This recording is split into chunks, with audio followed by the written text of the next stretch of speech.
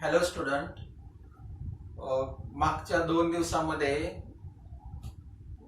शैक्षणिक वर्ष 2020-21 या वर्षासाठी इयत्ता 10वीची जी परीक्षा होणार आहे त्या परीक्षेसाठी विचारला जाणारा जो अभ्यासक्रम आहे तो अभ्यासक्रम 25% वगळण्यात आलेला आहे. तो तुम्ही पाहिला असेल. जर नसेल पाहिला तर PDF मध्ये वगळलेला अभ्यासक्रम आलेला आहे. तो जर तुम्ही ज्या त्या विषयाचा उघडून पाहिला आणि पृष्ठ क्रमांक पाहिले तर तो तुम्हाला तिथं वगळलेला भाग म्हणता येतो आणि या पद्धतीने तुम्ही करा आणि मग जो वगळलेला भाग नाही त्याचा अभ्यास करा.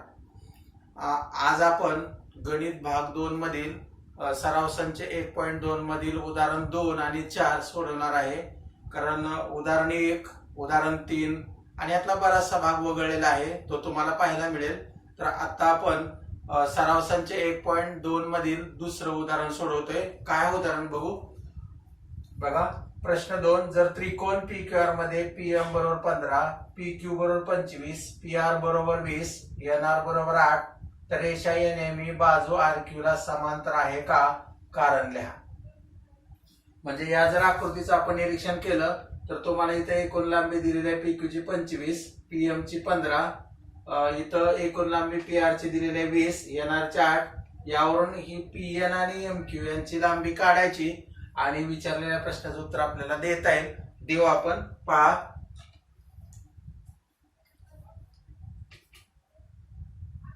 आकृतीत त्रिकोण PQR मध्ये PQ बरोबर PM अधिक MQ, कारण लिहिता आपल्याला P dash M dash Q. किमती ठेवू आपण. PQ 25, PM 15, MQ तसाच राहील आणि मग तुम्हाला MQ मिळून जाईल. MQ बरोबर 25 वजा 15 आणि म्हणून MQ बरोबर 10. त्याचप्रमाणे आपण PR रेषाखंड विचारात घेऊ. तसेच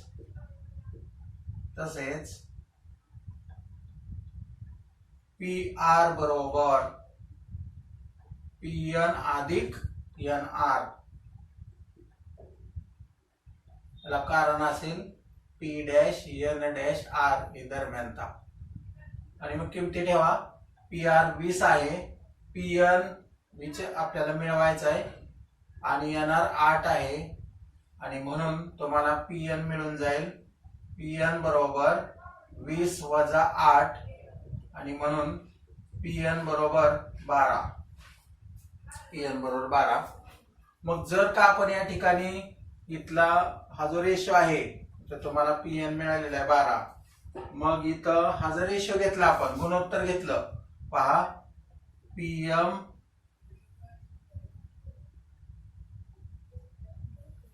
PM छेद MQ, तर हे मिळेल आपल्याला.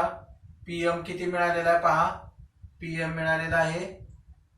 मिळालेला म्हणजे दिलेला आहे 15 आणि MQ किती मिळालेला आपल्याला 10 आणि भाग घालवा. 5 ने भाग जातो, 5 दोन्ही 10, 5 त्रिक 15. म्हणजे तुम्हाला PM छेद MQ हे गुणोत्तर मिळणार आहे 3/2. याला आपण 1 नंबर म्हणू.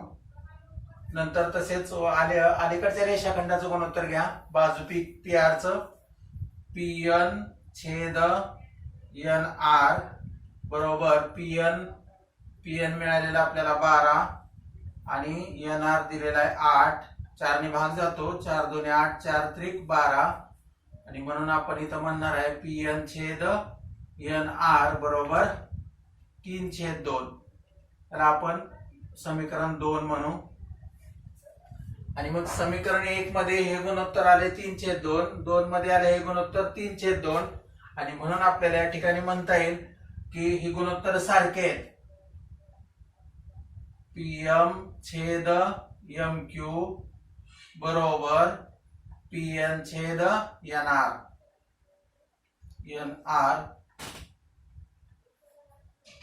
1 व 2 वरून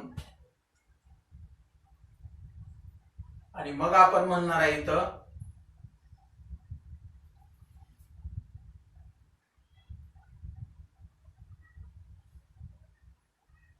इथं जे विचारलंय तुम्हाला रेषा एम एन बाजू क्यू आर ला, म्हणून आपल्याला इथं म्हणता येईल रेषा एन एम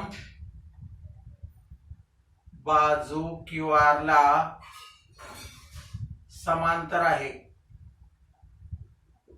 समांतर आहे, कारण असेल प्रमाणाच्या मूलभूत प्रमेयाच्या व्यत्यासानुसार.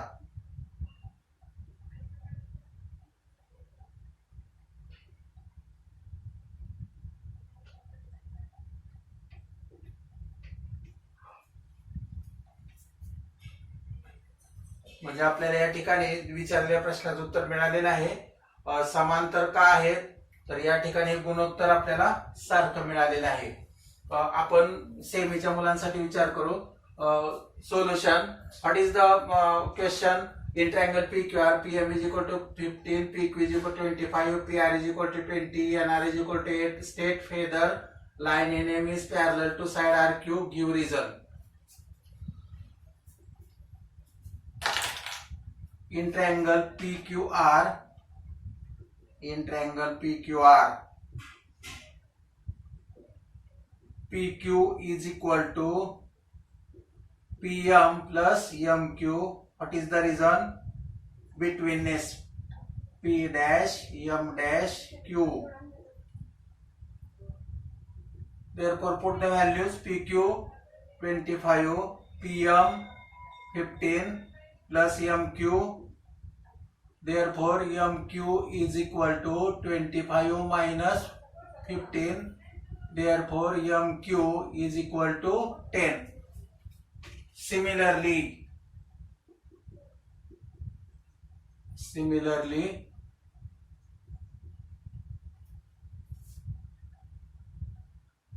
आपल्याला सेगमेंट पी आर चा विचार करायचा आहे. P R is equal to P N plus N R. What is the reason? P dash N dash R. Then put the values. PR 20, PN is unknown value, plus NR 8.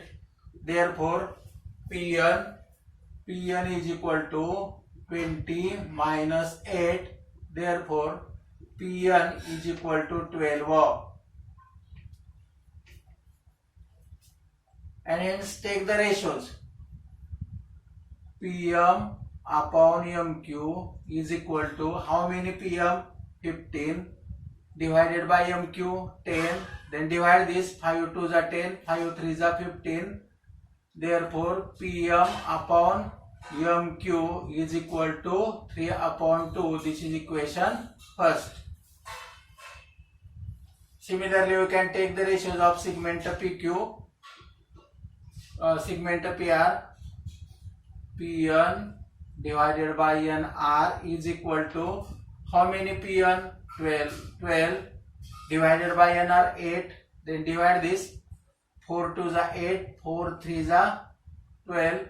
Therefore PN upon NR is equal to 3 upon 2. This is equation second. Then see equation first and second. Right sides are same. Therefore we can obtain, we can get PM upon MQ is equal to PN upon NR from equation first and second. From equation first and second. Then we know that if both two ratios are equal, then this line is parallel to third side by converse of BPT theorem. Therefore line NM parallel segment QR by converse of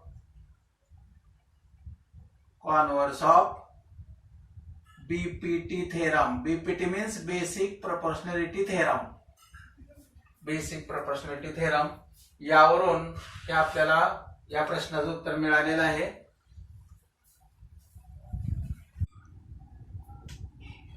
प्रश्न 4 सुरू करतोय आपण. काय प्रश्न पहा. आकृतीत काही कोनांची मापे दिली आहेत, त्यावरून दाखवा की AP छेद PB बरोबर AQ छेद QC. Question 4.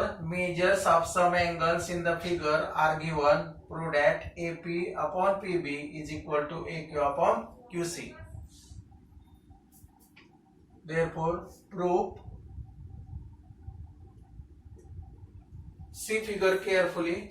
In triangle ABC, if we can take segment AB is a transversal, then we get angle APQ and angle PBC are corresponding angles, and measure of corresponding angles are same.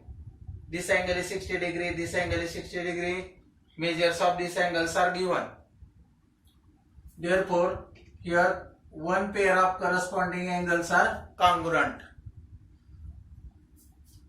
Then segment PQ parallel segment BC. By here, if two sides are parallel, then use BPT theorem. Then we can get AP upon PB is equal to AQ upon QC.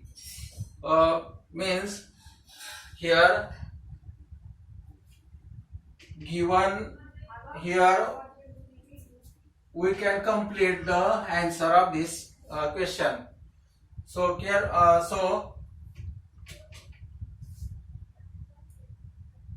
look here carefully. In triangle ABC, if segment AB is a transversal,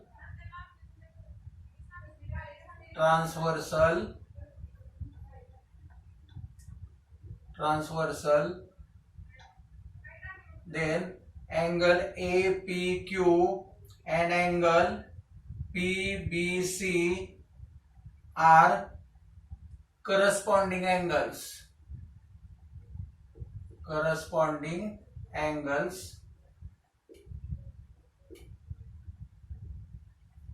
and both are equal. Therefore, angle APQ congruent angle PBC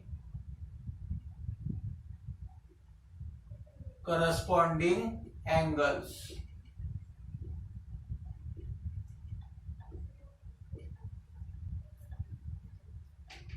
Therefore, segment of PQ parallel segment BC. Corresponding angle test. Therefore, AP upon PB is equal to AQ upon QC by basic proportionality theorem by BPT, and hence we can get AP upon PB is equal to AQ upon QC. मराठीसाठी हाच प्रश्न आहे. आकृतीत काही कोनांची मापे दिली आहेत, त्यावरून दाखवा की AP छेद PB बरोबर AQ छेद QC. तर इथं आपण AB ही जर छेदिका घेतली तर आपल्याला या ठिकाणी कोन APQ आणि कोन PBC हे संगत कोन मिळतील, आणि दोन्ही संगत कोन प्रत्येकी 60 अंश मापाचे आहेत म्हणून हे एकरूप मिळतील. आणि मग दोन रेषांना एका छेदिकेने छेदले असता होणारे संगत कोनाची एक जोडी एकरूप असेल तर त्या रेषा समांतर असतात, म्हणून आपल्याला रेषा PQ आणि BC समांतर मिळेल. आणि समांतर मिळाल्यानंतर जर आपण इथं प्रमाणाचे मूलभूत प्रमेय घेतले तर हे उत्तर मिळून जाईल. तर आपण इथं म्हणू सिद्धता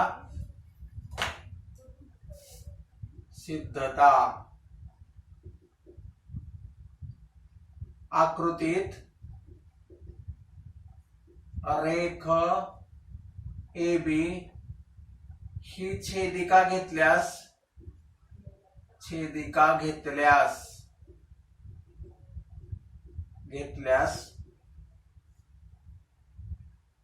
कोन APQ व कोन PBC हे संगत कोन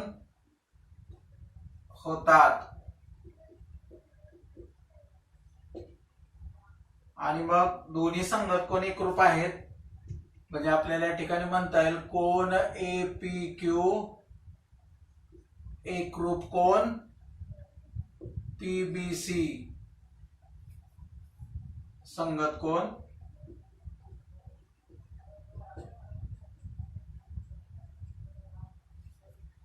म्हणून आपण या ठिकाणी म्हणू शकतो की संगत कोनाची एक जोडी एकरूप आहे त्यामुळे या रेषा समांतर येतील.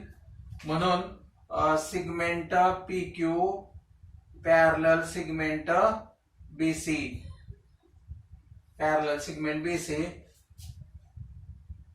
Bye corresponding angle taste.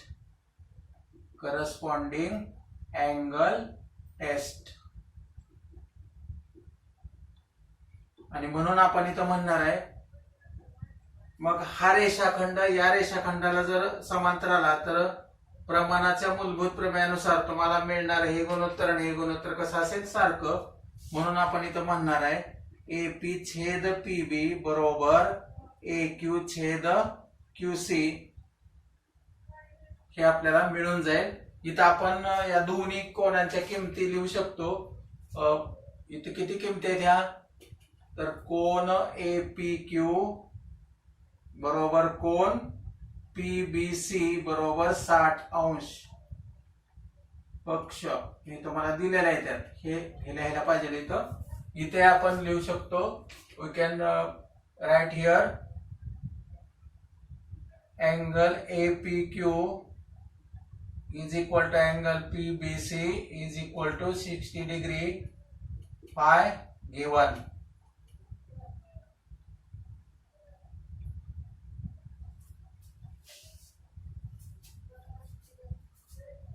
ठीक आहे. या पद्धतीने हे उदाहरण आपल्याला सिद्ध करता आलेलं आहे. उरलेला भाग आपण पुढील तासात पाहू. तत्पूर्वी तुम्हाला यावर आधारित काय उदाहरण असतील तर तुम्ही सोडवू शकता आणि शंका विचारू शकता.